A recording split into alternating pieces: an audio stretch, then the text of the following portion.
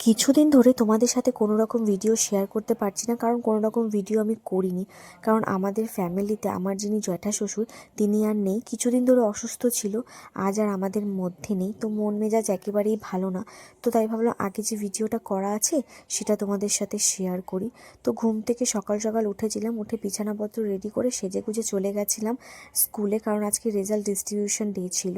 তো রেজাল্ট দিয়েছি, তারপর ওখান থেকে আসার সময় না মোটামুটি বৃষ্টি নেমে গেছে। তো বৃষ্টির মধ্যেই বাড়িতে আসতে হয়েছে। আর সেদিন শাড়ি পরে যেতে হয়েছিল বলে একটু লেটও হয়ে গেছিলো যেতে। তো সময় মতো পৌঁছে গেছি।